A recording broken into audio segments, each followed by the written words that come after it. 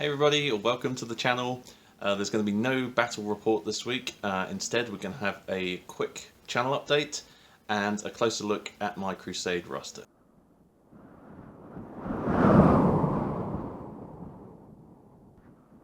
So shortly after we filmed the last battle report, the province of Alberta, which is where I live, announced stricter COVID restrictions for the whole province, basically. So it means we can't have any indoor social gatherings, which is kind of prohibits battle reports at the moment. So the Crusade battles are going to be on a bit of a hiatus, unfortunately.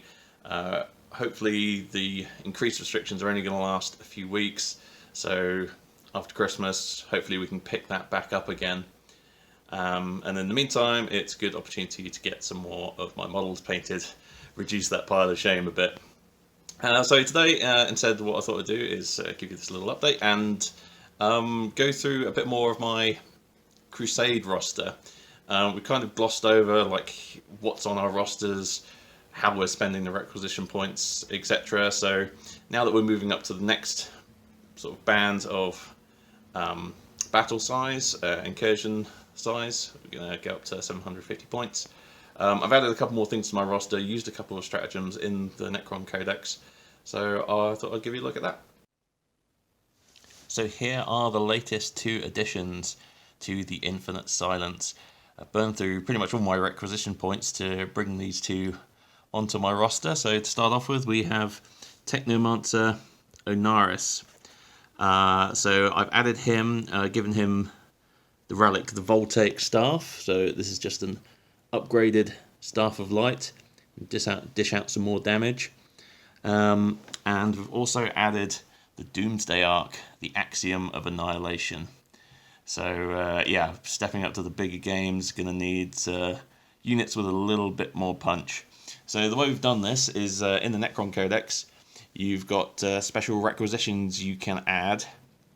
And these two, I've used these two right here. So Technomancer Onaris has heard about the vault full of treasures that the Necrons are trying to plunder on Achillon, and has pledged his services to Overlord Acerak. So Cunning Advisors means when I add a Cryptek to my Crusade roster, I can add him at the Blooded rank if I have a noble that is also Blooded. So yeah, Acerak leveled up last game. So Technomancer Onaris here can start at the Blooded rank, and we're going to give him a battle trait of some description, I think.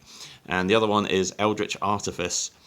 So purchase this requisition will add a Necron vehicle to your order of battle, and when it includes a Technomancer, this vehicle gains 1 weapon enhancement. So yeah, we're going to hit the ground running with these two. Chris is slightly ahead of me, I think, on the level ups and the battle traits, so spending a bit of requisition here to even the score a bit. So yeah, we're gonna do some rolls, find out what battle traits and weapon upgrades these two are gonna get. So we have a whole table here in the Necron Codex for battle traits for Cryptek units. So I'm gonna roll on this table and see what I get. It's a 4. So this is Energy 7th, able to perceive the living currents of cosmic energy that power their stave. This Cryptek can channel its power with increased efficacy. Once per battle in your shooting phase, after this unit is shot, it can shoot again. So yeah, this is going to be pretty good because I've given him the relic Staff of Light, the Voltaic Staff, so getting to shoot twice is going to be pretty good for him. So we're going to roll for the weapons upgrades to my Doomsday Arc, the Axiom of Annihilation here. Technomancer Onaris has brought it onto the field already with his modifications pre-installed. So given that the big cannon of doom here is quite dangerous, quite punchy, I'm actually going to upgrade the flare array instead. So these flares on the side have the output of pretty much a squad of 10 Necron warriors. So adding an upgrade to them over the combined total of all of the shots we're going to get out of there, especially at rapid fire range, I think is going to be more significant than upgrading the big gun of doom, which is already pretty powerful. So we're going to roll on the table here. 1d6 on the ranged weapons table, and that is a 3. So high caliber, add 1 to the weapon's strength characteristic. Okay, great. So this means these flayers, rather than being strength 4 AP -1, are now strength 5 AP -1. So this means we're going to be wounding Marines on 3s instead of 4s. So that is definitely going to up their output a bit.